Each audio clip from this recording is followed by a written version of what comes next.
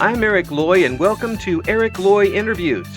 On this podcast, we talk with folks from the VTuber community on their channels, their talents, their stories, where they come from, and their plans for the future. I'm so happy to have Kit Funaki here. Hi. Hi. Hey, thanks for coming on. Please introduce yourself to everybody.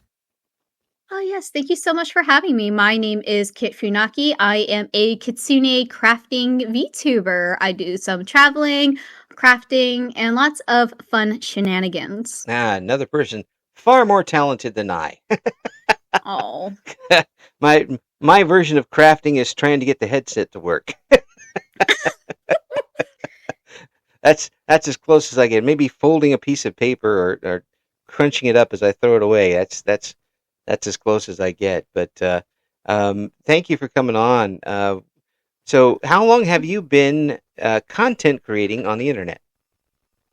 Well, I actually started with some content creation before I started being a VTuber. When a long time ago, I was in college. I started streaming on Facebook. Facebook? Subnautica. Oh. Yeah.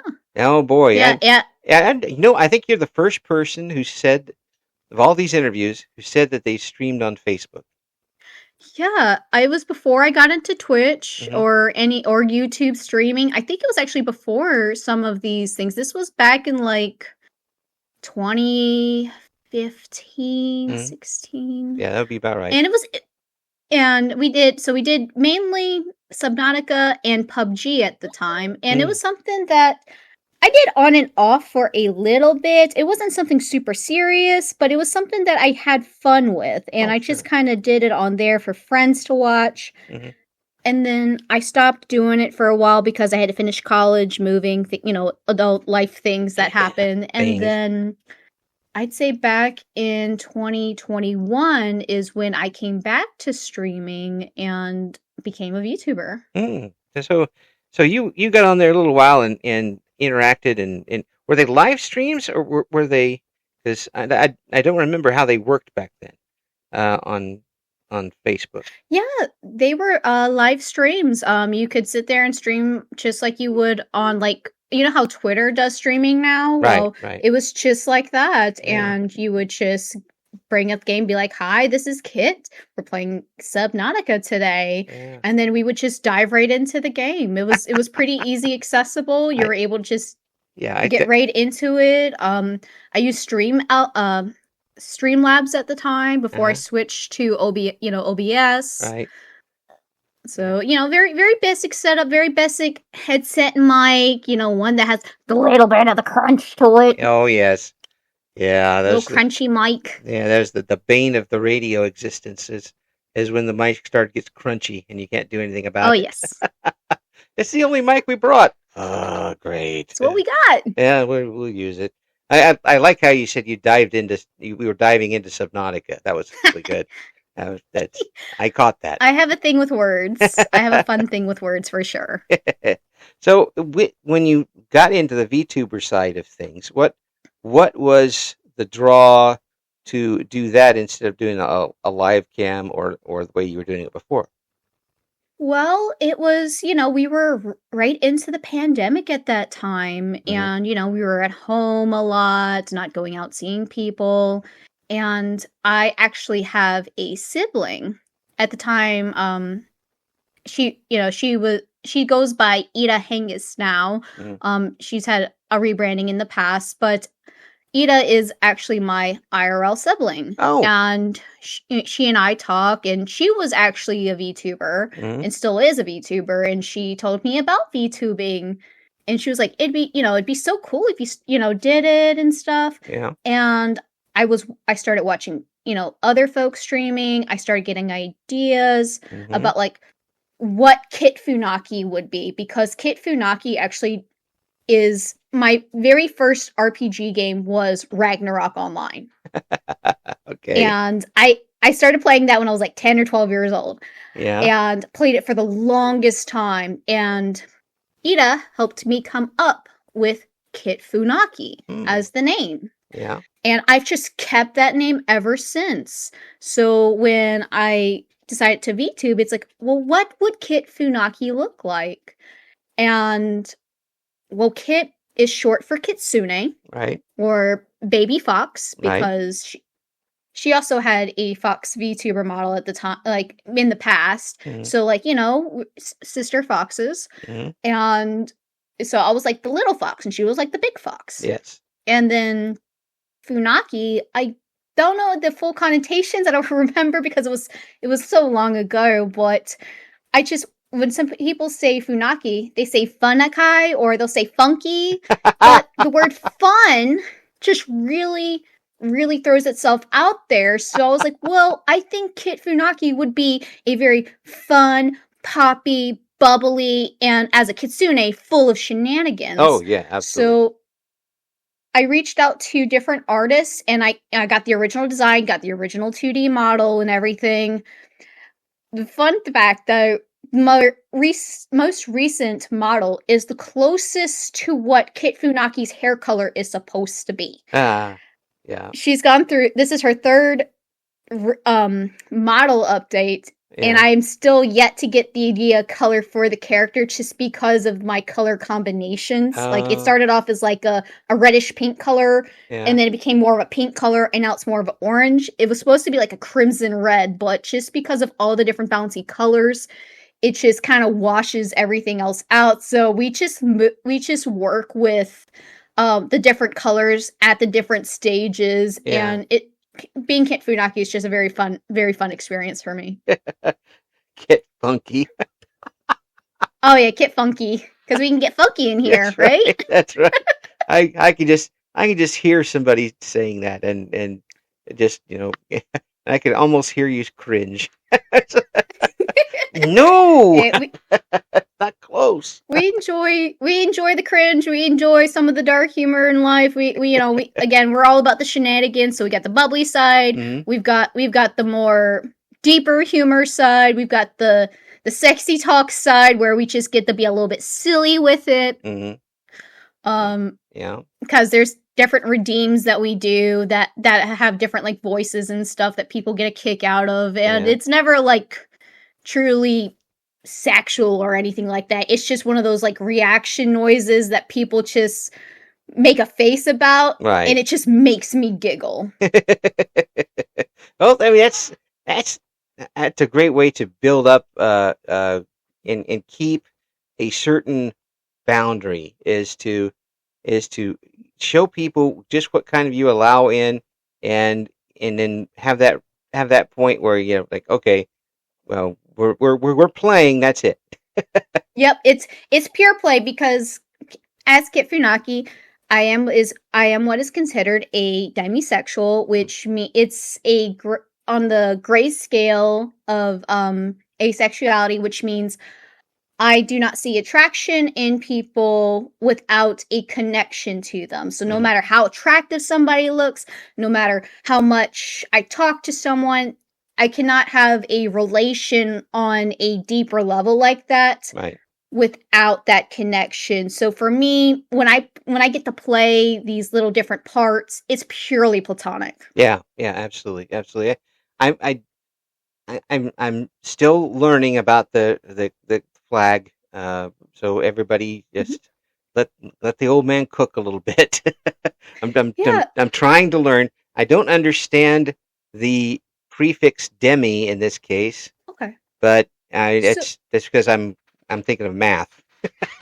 So demi is something that recently within the last decade became a separate thing. Most people just kind of threw it in on the grayscale of asexuality. Right. So a really good comic I recommend folks reading to learn like what it means as a demi that I found in my dive of it was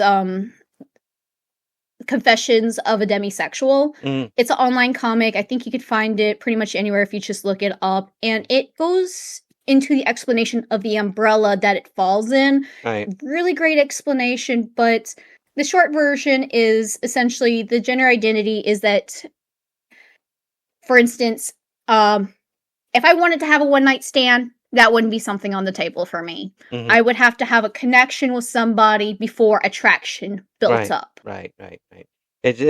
There's more involved than just how somebody looks for the most part. Exactly, Yeah. because I can think I can look at someone and say, "Oh, that person's really, really good looking." But I look at it as that, when you go back into like past art and stuff, Hmm. polities, things like that, you see like different statues, like Aphrodite, for instance. Hmm. Aphrodite is, you know, the pinnacle of sexuality and attraction and beauty. Hmm. I can look at someone and say that person is beautiful and see them as a work of art per se, not itemizing the person, but appreciating Ah, their assets or appreciating their features from yeah. a artistic perspective. Right, right, right. And it while I study, of course, everything has changed from when I was a kid, as far as what not how people felt, obviously, but now they can they they get to fly their own flag as to Yes. but it's not a separation type thing. It's more of an understanding themselves type of thing. I don't know if a lot of people that are my age see it that way, but you adapt, Hmm. adapt, and improve, or just sit on the sidelines. um, And and it it's and it doesn't, but it doesn't affect anybody but the person who's doing it. exactly. And that's kind of the other side of being demisexual. You can be more than just demisexual. For instance, I'm considered pan romantic demisexual, which means I would find attraction to as a pansexual would. Hmm. So, from a romantic point of view, like, it doesn't matter if you're guy, girl, trans, whatever, non binary, whatever it is you may be. Hmm. If I have that connection with you, then I am interested in you Hmm. on as a demisexual. So that's why I'd be considered panromantic demisexual, because I'm not limited by genders or identities. It's if I have that connection. So that goes a little bit more deeper into it. Right, But right, right. that's a lot.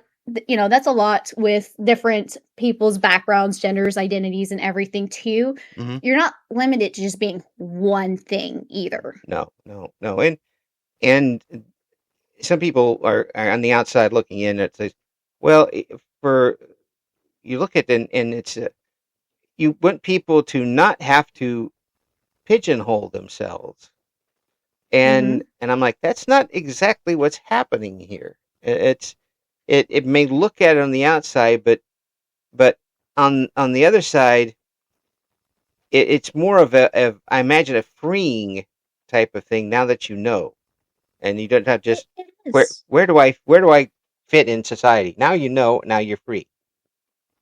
And it's not even like, because people will say you don't need to label everything. Hmm. That's perfectly correct. You do not need to label anything. Right. But having a sense of identity and just kind of knowing where, because before I knew what demisexuality was, I didn't know what I consider myself. I Hmm. didn't have a outlier of information to say this is this normal? Is this or am I abnormal for having these emotions, ideas, connections? Because like I would have friends who would have, one night stands, but then look at me and like, what do you mean you couldn't have one? Yeah. So it's not that I need a label to identify myself. I know who I am, Hmm. but having a way to define it, to add it to terminology, it's like trying to describe the color red to someone who's blind. Hmm. You Yeah. don't need to know everything about the color red, but if you have an idea of what it could mean, Hmm. that helps you identify it and helps you connect to other people. Right. Right. Right. And I would imagine too. It gives yourself it gives you an identity recognition a bit. It's like, It does. okay, here I am. This is me on the scale. It doesn't, and it's always your mileage may vary with these things. Mhm. I mean, And You it could. also helps you set boundaries too. So, like, if Mhm. someone's talking to someone a certain way, they may pick up. Like, for instance, when I'm platonically playing in chat, Mhm. someone might take that the wrong way if they don't know better. Yeah, yeah, They might think I'm being serious and making certain remarks. yeah. I generally try to be very open in my remarks, saying, like, just kidding, being silly, Yeah. things like that, to make it obvious that I'm not trying to make certain implications.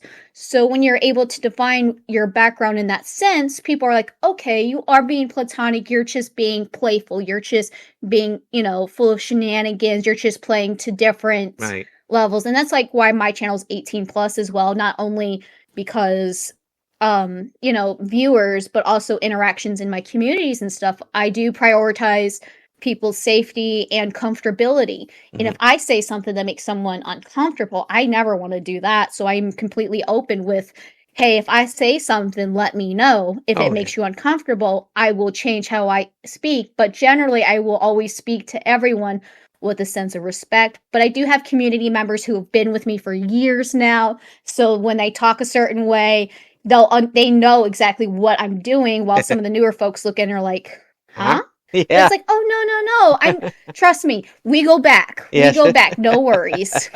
No worries. They're a dork, but okay, that's no reason. Don't worry about that. Yeah, I understand exactly what you're talking about, especially with the comfort thing, because that's what I'm striving to do with these interviews is create a situation where the guest is comfortable enough to doesn't have to worry about having all of the walls up, and we can Hmm. just talk like human beings talking, and that way you get to know more about the other person.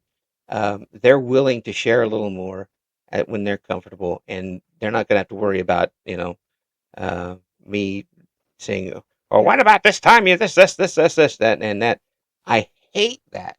I won't do that, and I don't want to make other people uncomfortable either. That's not the point at all. Definitely. Yeah. And I think having these interviews is so interesting because not only, like, for instance, a lot of people, being a VTuber, you are a performer. You Hmm. act a certain way on your streams. Right.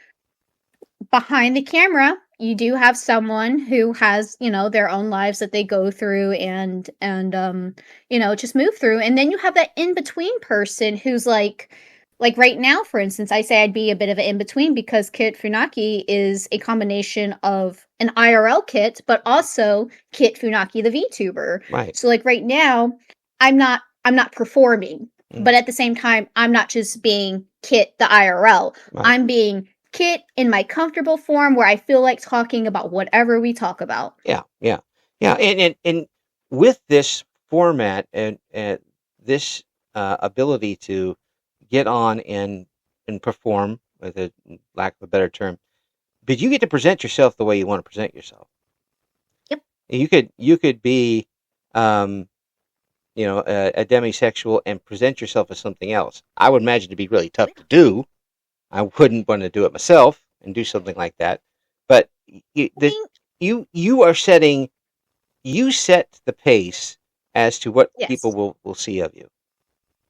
Most people won't know the fact that I am one and Kit Funaki is one as well unless it is mentioned. Hmm. I know, there's a lot of perspectives in the world for, especially when you first see someone for the first time or first jump into someone's stream for the first time. You get a certain, I'd say within that first minute, you start building up the idea of who this person is or Right. who this VTuber is. Right. But just like Shrek says, we're made of layers like onions and cakes and parfaits.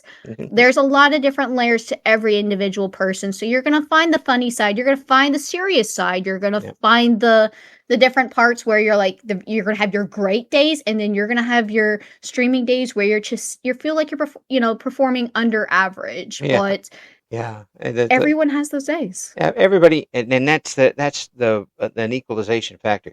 We're equal in that we're different. Exactly. And if we were all the same, nobody would care. No. I mean, That's why it's you wouldn't have as many streamers as you do today if oh everybody was exactly the same. no, we are entertained by people who are either in the same boat as we are or a different boat that we're interested in. Hmm. Sometimes we don't know we're interested in that boat until we see it. Yeah. Some of That's where these, inspiration comes from. yeah, like some of these stand-up comics, you see over the years. Um, that Mitch Hedberg, for example, um, he came out of left field. I mean, it's like, oh, I didn't even know something like that existed, and people enjoyed him. Um, and there are other people who are very traditional comics, stand up and do the traditional things. Yeah, But again, you don't know what is going on until you see the whole picture. You see everybody coming in, exactly. and So, and for folks of my generation, um, we're just not very good at that. and that's okay. Like, there's any generation anyone comes from, there's gonna be, they're gonna have your ups and downs, just like every individual person. You're gonna have your strengths and your weaknesses. Yeah, But I think the biggest thing is that having a general understanding.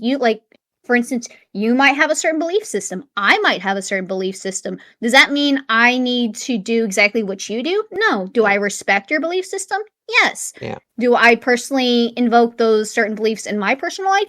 Maybe not. But you know what? That's okay. That's why diversity exists. yeah, yeah. The more it is, the worse it gets. um, Exactly. and it's not a question of accepting, because whatever I am, if people don't accept it, I'm still there.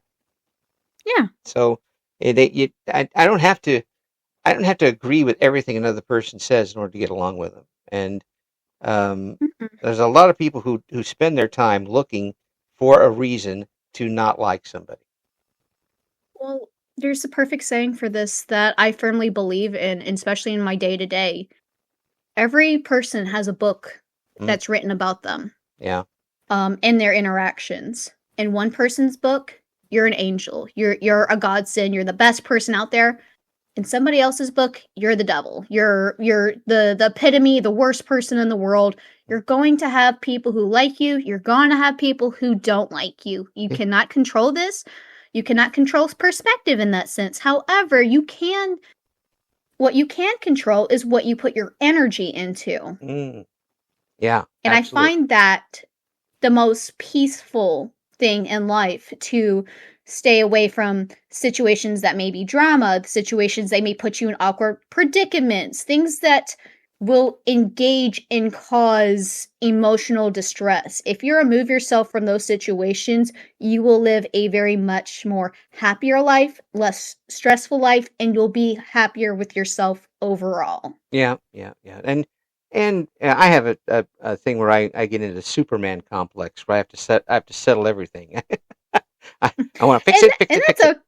Oh yeah, you gotta fix it. I have family and friends who are like, because something has happened, the butterfly effect has happened. We must fix it. Yeah. Okay, but the thing is, we can't always fix everything 100%. But what we can do is try to do the best we can, be good people when we can be, still have our beliefs, our opinions into certain things, but just treating people with general respect. Mhm. I've worked jobs in customer service where I've been called the B word, I've been called the F word, I've been told that I'm a racist liar because someone's just completely fanatic on the phones. Oh yeah. I've had dealt with so many customer interactions over the years, and at the end of the day, I have to separate myself professionally in the day-to-day work than in my personal life. Hmm. So, cuz a lot of people got to put food on the table, so I do work a day job. Right. Then over the years, I've worked lots of customer services, and one thing I have learned is that, again, you're going to be the devil in someone's book. You're going to be an angel in someone else's. All you can do is just try to do what you can to be happy and just try to move forward. There are going to be things that are going to affect you, but that's life. As it is. We experience the situations, we grow from it, we move forward. Adapt, adopt, and improve. Exactly. Yeah. I got that from Monty Python. Oh, what a good series. Yes. But it really it does exist that way. Humans are so very adaptable to what goes on Yeah. around them. And you could live in a big house, and gradually you stop living in part of the house, Like you put too much stuff in one room, so you don't even go in that room anymore, and then you're down to basically Oh two goodness. rooms. Hmm. And one I can you tell you. yeah, yeah, it and that happened, but you adapt to it. You don't even know what's happening. You just say, okay, No, we'll just go on from there. People live with pains that they don't even recognize. Where me too. yeah, yeah, so you look at and somebody says, "Why you're really limping bad today?" And I am. Oh, well, it does hurt a little bit. Yeah, for the last Well, 20 years. you've had it. Eh, Well, so you've probably come to realize at this point that I am definitely one for antidotes and metaphors mm. and things that have relation to one another. Oh yeah, So you I've got a little bit of another antidote for you. go ahead. So there is this thing. I'm trying to remember if it was. We'll call him Papa Funaki. Okay. This is my father. Hmm. I don't know if I got this from Papa Funaki or some other person in my life, Hmm. but I remember this for the longest time. Everybody has a certain amount of spoons every day. You wake up in the morning and you start with, let's say today you start with 10 spoons. Hmm. Spoons equal energy to put into certain situations. Maybe you woke up late for work this morning and you ran 15 minutes late. Well, that took a spoon. Hmm. Okay, well, maybe you had a really bad conversation with a friend today. Hmm. That maybe took up 2 spoons. Right. And every particular situation that you go through, that whether it's positive or negative stresses, Hmm. takes a spoon. But you don't start every day with 10 spoons. No.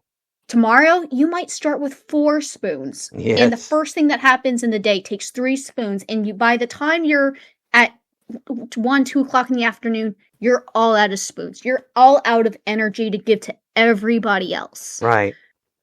Right. And that's okay because, again, people have their different lives and different energy levels to be able to work with the things that go on around them. Exactly. Exactly. And I enjoy using comparisons to in conversations and when I'm writing stuff because sometimes there isn't one word or two words or a phrase that will accurately describe what's going on.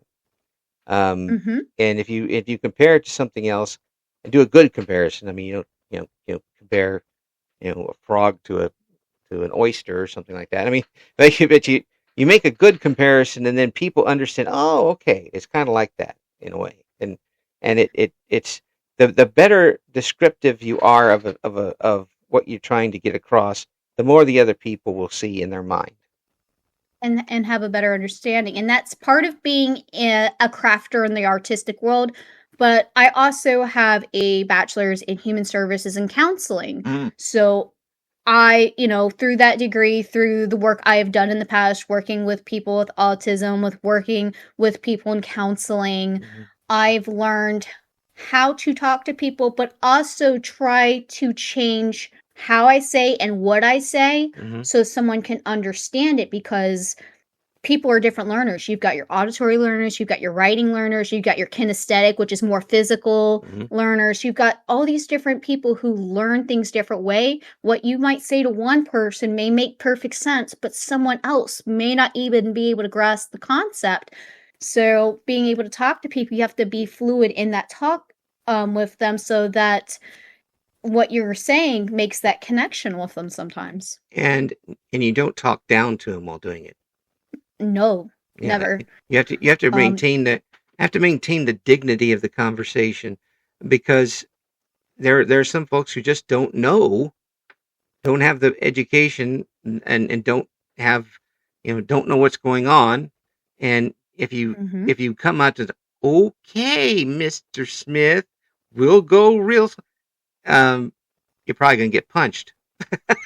Yeah. um Yeah, I've had where people say I use too much of an educated language sometimes in the day-to-day yeah, stuff for someone who, may grew up in certain backgrounds and stuff. yeah. So then I try to change that tune or tone. I try to change the words I'm saying and explain something differently. Hmm. But at the same time, I don't want to talk to someone at a second grade reading level for someone I know matches a certain, Mm. I wouldn't say intelligence level. I would just say overall personal growth area, Right. because what you say to one person, you may not be able to say the exact same way to someone else. Does that mean someone is more stupid than someone else or less intellectual? No. It just means that everybody is on a different level, and that's okay. And that goes right back into diversity. Yeah. Oh, It's okay to be different. you would have been so frustrated, and I know you're extremely much younger than me because everybody is. Um, in the 70s and 80s, we had a bunch of people in our classes that would fall into categories um, that we now know why their behavior and their learning patterns are the way they are. But then Mm-hmm. they all just got shunted into special education. Yep. There is a lot of talk, and I won't get into too much stuff because I know that there's a definition of like what's okay to talk about, what's considered not okay to talk about. Mm, So I'll be gentle as I say it. In this case, not everybody who was diagnosed in the 70s, in the 60s, or even sometimes today should technically be diagnosed with what they were diagnosed. They were just kind of thrown into oh yeah, a spectrum. For right. instance, Asperger's syndrome was considered its own thing in the 80s and the 90s. Mm, But in the early 2000s, they put that into what's called autism spectrum, mm-hmm, which, in my personal opinion, and again, this is my personal opinion, I do not agree with, mm, because I've had family members who were quoted as being the R word, mm-hmm. back in those days, Yeah, yeah. and were able to get them on the label of Asperger's. Mm, So to put them in this spectrum of you can have high functioning, low functioning, but it's all the same thing, that would not be correct, because of the fact that you wouldn't treat someone low functioning the same exact way as high functioning, because the fact that they would not be able to grasp something. I've worked with folks who are nonverbal. mm-hmm, You can't communicate in the same exact way that you do someone who may just be looking around, or shows signs of just high functioning ADHD, for instance. right, right. You would have to treat each of those situations differently, because each individual person has their different development. Right, right. There's a category, but that category is huge. Um, Yes. there's and I get upset with characterizations on media of folks who are presented as autistic and then they're kind of presented as a superhero. Um, Mm-hmm. okay, there might be a few, and there are some folks who are autistic and are extremely intelligent and get things done, but there are also folks who can't hardly function at all. And There are people you would never think twice. And like, you would not know they had something going on if they had ADD, yeah, Asperger's, ADHD, right, autism, Down syndrome. right, You you have people that you would never dream that they would have something, all those like lines. Yeah, this, yeah, but they do. But then you have people who do have very obvious signs of these, and to put them in the same exact class, for instance, hinders both sides. It hinders the people who are more developed in that sense, mm-hmm, because they're, it's like reversing them. mm-hmm, But at the same time, for the ones that are on the lower end, it's too advanced, it's too much, it's too overwhelming. right, right, So having this kind of goes back to like how we said earlier, like with labels and stuff, with sexuality. mm-hmm, Everyone's going to have something different. It doesn't mean it's a bad thing. It doesn't mean you should be not treated as a person. But right. you are going to find yourselves in positions where you do need to talk to someone a little differently. You need to approach someone with a little bit more empathy. Oh, there you use the word, the That's my favorite word. empathy, which so few people understand and use these days. And I'm not above anybody else as far as that goes, but I give it a try. Um, a little empathy can go a long way. It can. And the thing with empathy is a lot of times people get empathy and sympathy confused. Mm-hmm. Sympathy, how to explain sympathy is like how you feel bad for somebody. Like, I'm sorry this happened. Right. Empathy is more like, I can't imagine what you're feeling like going through this right now. Mm-hmm. Oh yeah, yeah. It's not just saying the thing to get by and to move on to the next thing. It's showing that even if you don't know what someone's going through in that exact moment, maybe they've never experienced that exact thing, but I guarantee you someone has experienced something similar in a nature and they can try to relate, not to make it about themselves, but to try to connect on a closer level. Yeah, yeah. I'm 100% behind you on that, and having a bit of empathy and some sympathy doesn't hurt usually. Oh, it never hurts to have some sympathy. Makes interacting with people a lot easier as a whole, because It does. that whole putting yourself in their shoes thing. I mean, you don't have to think about what's going on at home or anything, but get an idea of what they're bringing to the table. Why are they mad that something is going on? And I go, okay, well, they're mad because they feel like they've been, in customer service, they got bad service, they got a product that was lousy or something. Yeah. Let's work on that. Now, if they go off and suddenly start swinging and breaking things and stuff, call somebody. Oh, yes. Yeah, there's too much, but do your best to try and communicate and get the situation fixed. And that's go from there. Yeah, and that's something I have to do in the day job, but sometimes even as a VTuber, de-escalation of things. Mm-hmm. And that's where kind of like I said, we were just talking about like, mental health and different people's backgrounds and diversity and everything. Right. If you have a general understanding of someone and you find yourself in a situation, if you have that knowledge and have that empathy, you can de-escalate situations. I've worked on phone lines where someone has just gone off for me 10 minutes straight about how they're not happy about something. Right. The best thing you can do, don't even start off the bat giving advice, doing this, doing that. The best thing you can do is just listen. Mm-hmm. Mm-hmm. Listening goes miles upon the best advice in the world before the people having money, because even people who have a lot of money can find themselves in very frustrated and sad and depressed situations. So being able to have someone who will just listen to you, I think everybody just wants someone that can be able to do that. And as a VTuber, I have people who come in the chat who said they have a hard day. Right. Generally, we are very much, we don't do trauma dumping. We don't do,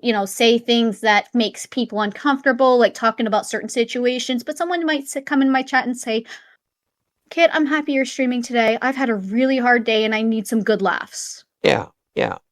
I understand that completely. And for you and your background to know this coming in makes this right in your wheelhouse.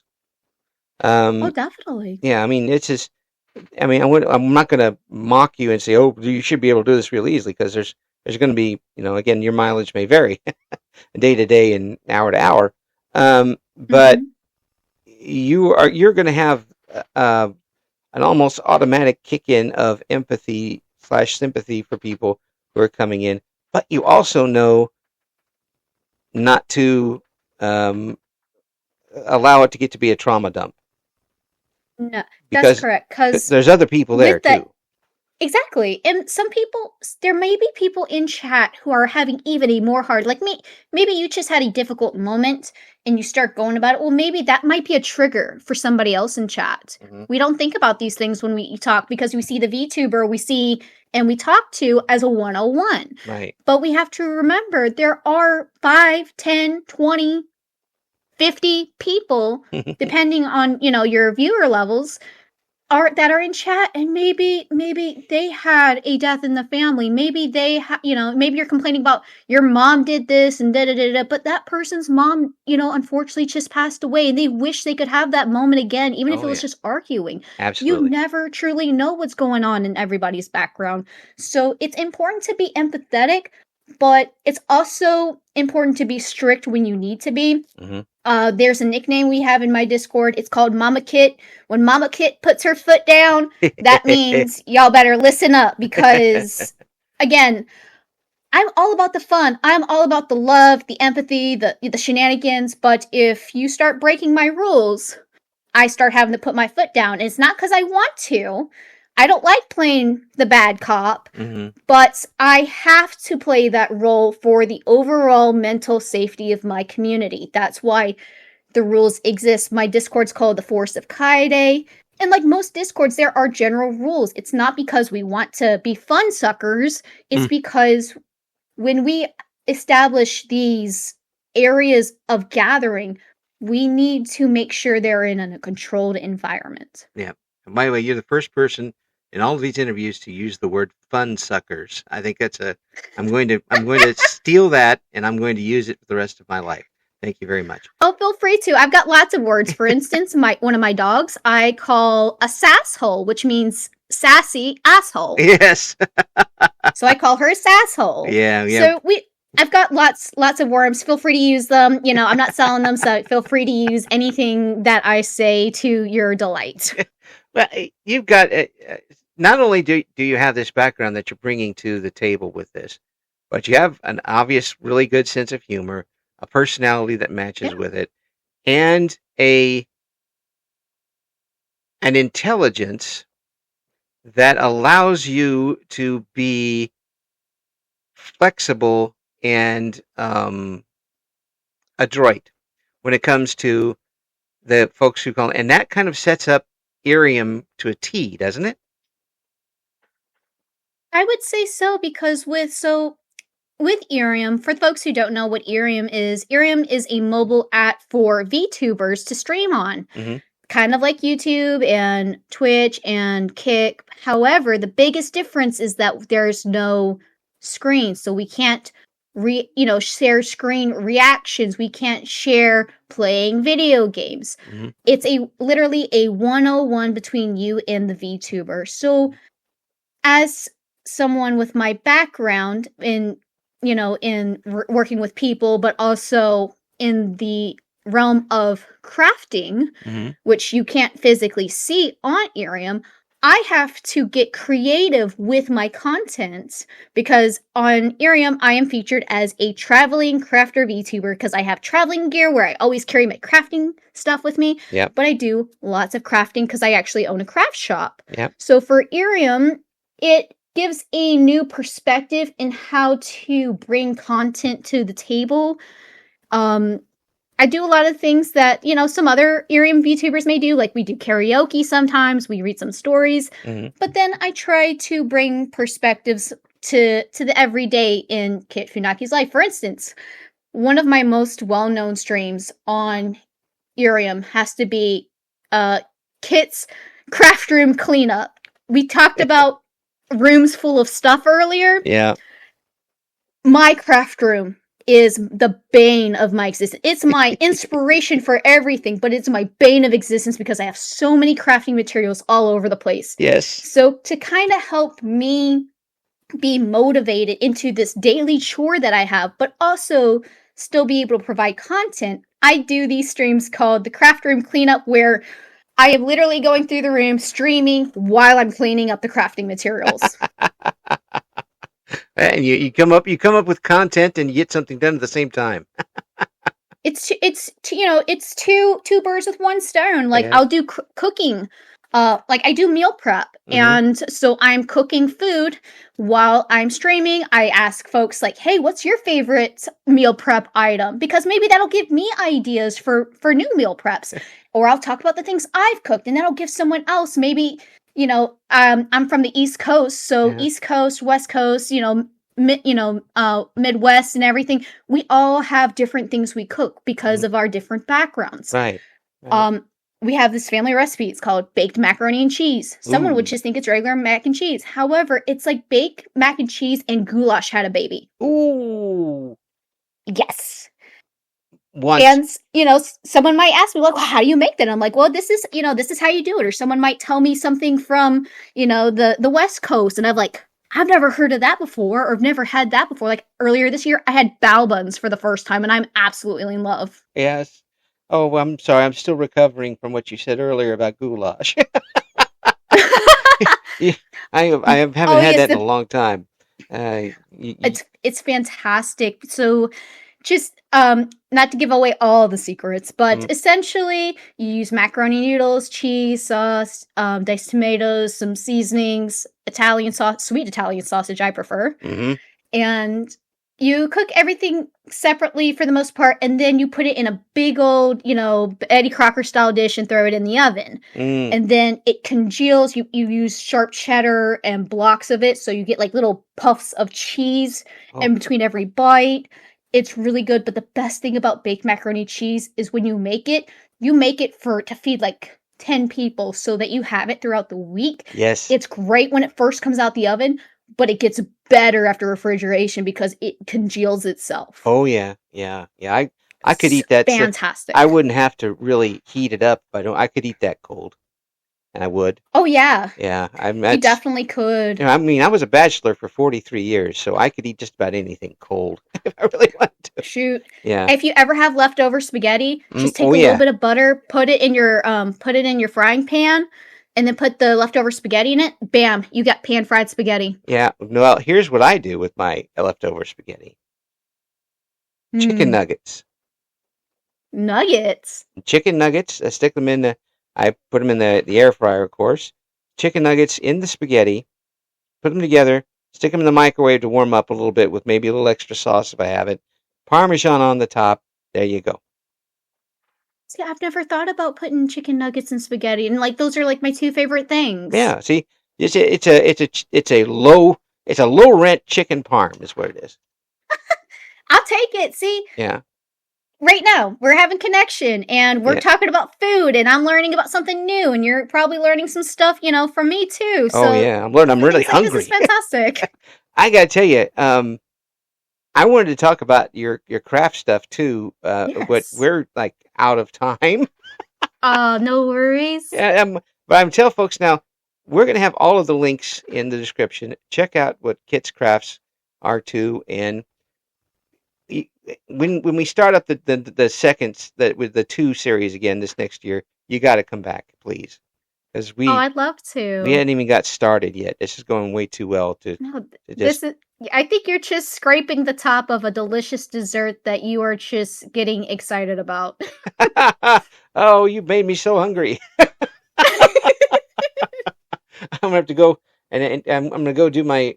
So you said what's the great part of meal prep for me?